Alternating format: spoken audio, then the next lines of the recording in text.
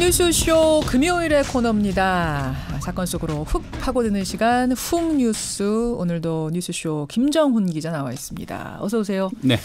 오늘 어떤 사건 속으로 좀 훅 파고 들어가 볼까요? 네, 올해 국정감사가 막을 내렸죠. 예, 예. 사립유치원의 무더기 비리 폭로, 또 서울교통공사의 고용색습 논란이 이번 국정감사의 하이라이트였던 것 같아요. 그렇죠. 그런데 이 와중에 한 번은 짚어봐야 할 대목들도 적진 않았는데요. 이 소리를 한번 먼저 들어보실까요? 예. 드디어 이 대법원에서 기상청 이겼어요. 이렇게 되면은 상식적으로 생각해서 검찰의 불기소 의견에 기초가 무너진 거 아닙니까? 이거 과거 바로잡아야 된다고 봅니다. 이 지금 누구 목소리예요? 네, 국회 환경노동위원회 소속 바른미래당 이상돈 의원의 목소리인데요. 조금 다짜고짜 나온 것 같은데, 그러니까 검찰의 불기소 의견이 틀린 거 아니냐? 네. 사건을 기소하지 않은 검찰이 잘못됐다, 뭐 그런 얘기 지금 한 거죠. 네, 맞습니다. 지난달 29일에 기상청에 대한 국정감사장에서 했던 말입니다. 예. 과거 사건에 대해서 면죄부를 줬던 검찰을 비판한 대목인데 이제라도 재수사를 해야 한다. 이렇게 목소리를 높인 거죠. 그러니까 지금 어떤 특정 사건이 검찰에서 제대로 처리되지 않았다라는 문제 제기예요. 네. 그래요. 근데 이 언급된 사건이 뭐예요?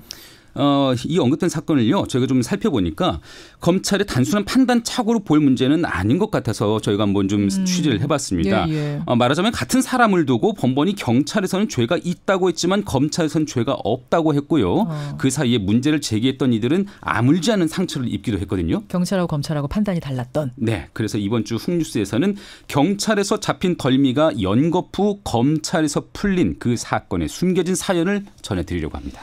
훅뉴스 오늘 지금 여기까지 서론입니다. 네, 서론이 길었는데 사건의 시작은 기상청입니까? 네, 아까 그 기상청이 언급됐죠. 2012년 무렵의 일입니다. 기상 장비 가운데 순간 돌풍을 감지하는 장비가 있어요. 그 라이다라고 공항에 설치돼서 항공기 안전한 이착륙을 돕는 장비거든요. 비행기는 원래 이착륙대가 제일 위험하다고 그렇죠. 그러잖아요. 네, 예. 그 안전을 지켜주는 장비. 라이다? 네, 라이다라고 하는데 한 50억인가 수십억 대 장비라고 해요. 예. 그 장비를 들여오려는데 입찰을 통해서 K사가 계약을 따냈어요. 문제는 K사가 프랑스 한 업체로부터 들여오려던 그 장비의 성능이 형편없었다는 데 있습니다. 그 K사는 그러니까 우리나라의 K사, 그렇죠. 기상 관련 업체고 네. 여기서 프랑스 거를 들여오는데 네. 그 프랑스께 형편없었다. 네. 쓰지 못할 정도로. 그러니까 당시 장비 관리 책임을 맡았던 한 담당자는 제조업체가 완제품을 만들어 본 적도 없던 곳이라고 했거든요. 예, 기상청의 연혁진 정보통신기술 과장의 말입니다. 이 업체가 원래 공항의 윈드시어를 관측하기 위한 라이다를 만들어 본 적이 없는 회사예요. 그다음에 이제 이 회사 같은 경우는 저희가 입찰해서 계약을 하던 당시에는 전혀 만들어 본 적이 없는데 이 회사는 만들어서 납품을 하겠다에 가까운 거였어요, 사실은. 우리가 필요로 하는 정도의 성능만 된다면 받아들일 수는 있다고 생각을 했어요. 그래서 봤던 건데 뭐 결과는 이제 이건 공항의 윈드시어 관측용으로는 쓸 수가 없다고 저는 봐요. 아니 해당 제품을 만들어 본 적도 없는 업체 장비를 들여다가 우리 공항에 놓는다고요? 네. 그 아니나 다를까 제품 성능도 형편이 없었고요. 아니 항공기 안전에 직결된 장비인데 어떻게 이런 생각을 할 수가 있습니까? 예, 그렇죠. 이게 윈드시어라는 순간 돌풍을 잡아내야 되는데 제대로 포착도 못하고 수시로 오작동을 일으켰다고 했죠.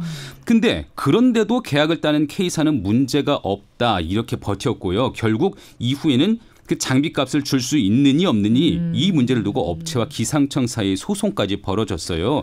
이 대금 소송 한번 기억을 해 주십시오. 예, 그럼 기상청은 문제 있는 장비라는 거를 우리는 몰랐다 이렇게 되는 겁니까? 이게 산하기관이 K사와 계약을 했다 이렇게 보고를 하는 구조였으니까요. 그런데 그 과정에서 기상청장과 K사 업체 대표 사이에 뇌물이 오간 것 아니냐 이런 의혹까지 터졌습니다. 그러니까 왜 어설픈 장비가 들어왔지? 여기서부터 시작해서 파고들다 보니까 K사랑 기상청장 사이에 뇌물 의혹까지 간 거예요. 당시 조석준 기상청장이 K사 대표 김모 씨로부터 뇌물을 받았다는 의혹입니다. 그때 국회에서도 이 문제가 불거졌거든요. 2012년 10월 더불어민주당 김경엽 의원과 조석준 청장 사이의 질의응답을 한번 들어보시죠. 그렇죠. 5천만 원.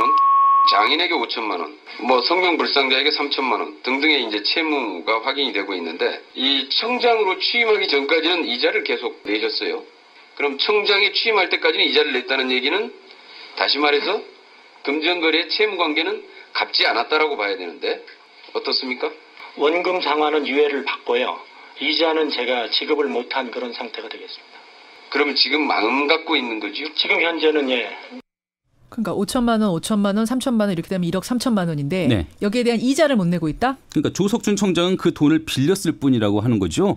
근데 차용증도 없고 공직자 재산 신고에도 등록하지 않았었습니다. 그 때문에 이 사건을 수사했던 경찰은 이게 뇌물이 아니냐 이렇게 봤던 것이죠. 1억 3천을 빌리는데 차용증도 없이 빌릴 수가 있냐? 이건 뇌물이다 이렇게 본 거예요. 경찰은.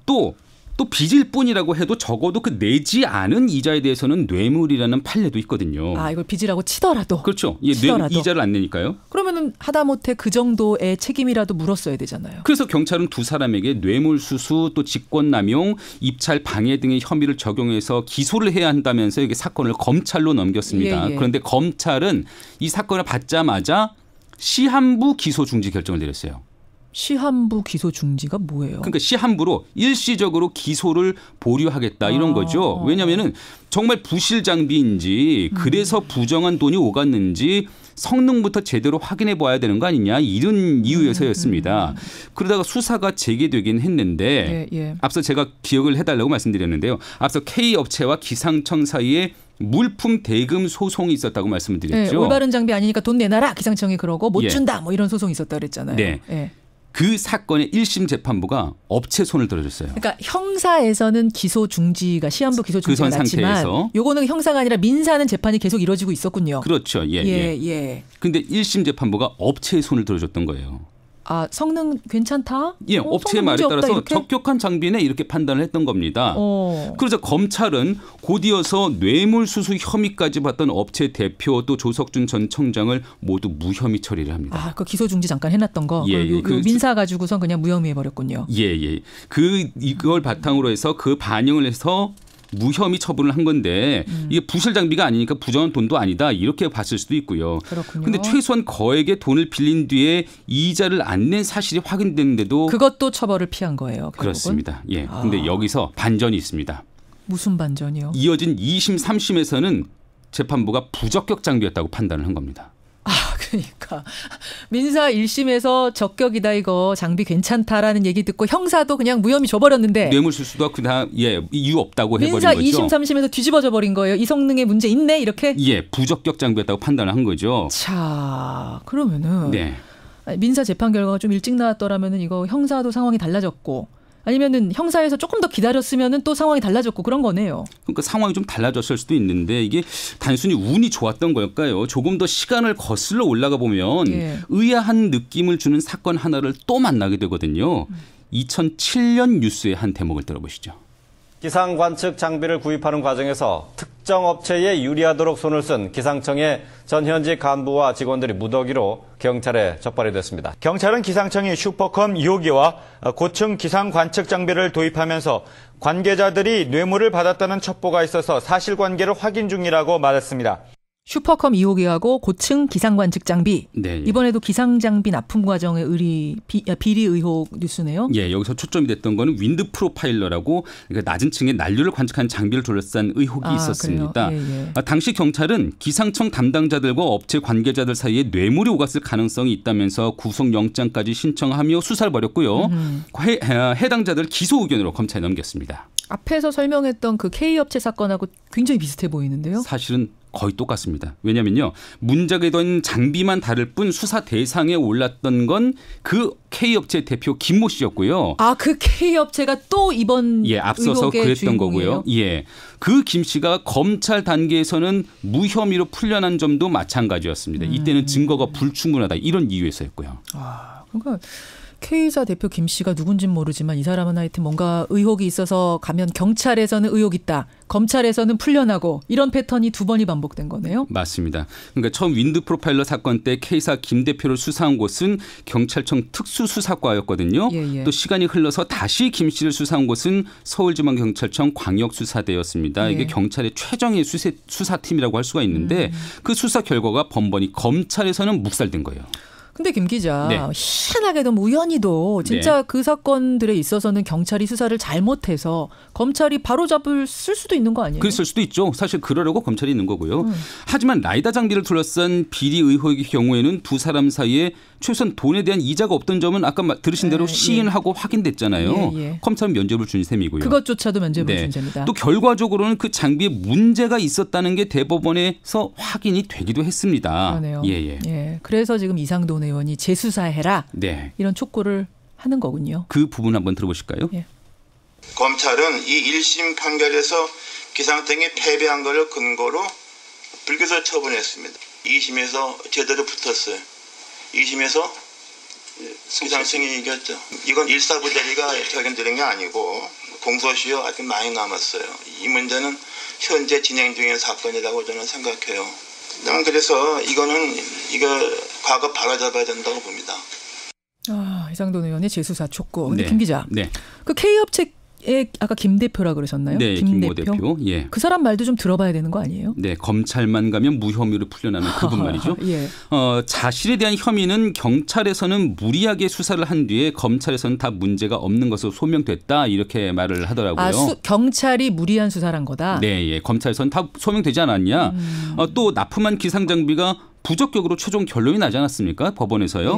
그에 대해서는 나는 아직도 대법원 판결을 납득하기 어렵다. 이렇게 입장을 밝혔습니다. 그러면 이 대표의 얘기에 따르자면 경찰 수사 결과나 법원의 판결은 다 믿업지가 않고 검찰의 수사 결과만이 나는 믿을 수 있는 진실이라고 본다. 뭐 이런 주장이네요. 맞습니다. 그렇게 들리고요. 근데 검찰이 유독 이 업체 대표에게 좀 우호적이었던 건 아니에요? 그런 의심이 좀 드는 대목들이 좀 있는데요. 이 무혐의 결정을 내렸던 검사에게도 공식 창구로 그 입장을 한번 물어봤습니다. 근데 답을 주지는 않더라고요. 관련된 의혹들은 이렇게 현재까지도 가려진 채 잊혀져 버렸습니다. 그러는 사이에 처음 이 문제를 제기했던 사람들은 어떻게 됐을까요? 제기를 처음에 했던 사람들은 어떤 사람들이에요? 그러니까 그 기상청 안에서 근무를 하면서 이 장비에 문제가 있다. 이런 계약을 체결해서는 안 된다. 이렇게 문제 제기하던 사람들. 그렇죠. 이 장비 가지고는 안 됩니다. 위험합니다. 이런 옳은 소리 했던 내부인들. 맞습니다. 그러니까 그 윈드 프로파일러 라이다 장비 모두에서 문제를 지적했던 분이 있는데요. 그 박진석 씨라고. 근데 오히려 입찰 방해 혐의, 허위사실 유포 혐의 등으로 검찰에 고발당했습니다. 그 과정에서 직장도 잃었고요. 기상청에서 쫓겨났어요. 파면도 당했고 또 적지 않은 돈도 쓰게 됐죠. 결국 대부분이 혐의에 대해서 마지막에 대법원에서 무죄 판결을 받아냈지만 이제 와서 어떻게 그 모든 것을 되돌릴 수가 있겠습니까? 이분의 말을 한번 직접 들어보시죠. 그러죠. 지금까지 한 60 살아오면서 해임이라는 거 받은데 그 친구들이 제 앞에서는 그래 너 억울하겠다 했겠지만 돌아서서는 그렇게 생각하지는 않을 친구들 있잖아요. 그랬으니까 해임됐겠지. 그런 게 이제 참 적이더라고요. 힘들었어요. 힘들었겠어요. 또 함께 문제 제기를 했던 그 또 다른 김용범 사무관은 아직 기상청에 근무 중이긴 한데 아직도 그 이후에 내부 고발 이후에 오히려 인사상 불이익을 당하기도 했고 또 주변으로부터 차가운 시선이 그 상처로 남아 있다고도 하네요. 이분의 말도 한번 들어보시죠. 그러죠. 제 업무에 대해서 기상청 감사 담당관으로 하여금 감사를 하게 하거나 그렇게 해서 전혀 논리적으로 안 맞는 징계 처분, 경고를 줘서 저를 인사 조치시키려는 명분으로 삼더라고요. 저를 계속 검찰에 고발을 해서 문제 있는 사람으로 인식되게끔 결국은 진실은 밝혀졌지만 그러면 내가 당했던 불이익도 이게 만회가 돼야 되는데 안 되고. 그러니까 법원에서는 인정이 됐지만 이분들한테는 적어도 이분들한테는 깊은 상처가 남은 셈이에요. 그렇습니다. 제대로 명예회복이 돼야겠고 이상돈 의원의 주장처럼 재수사도 철저히 좀 됐으면 좋겠습니다. 김정우 기자 수고하셨습니다. 감사합니다. 훅뉴스였습니다.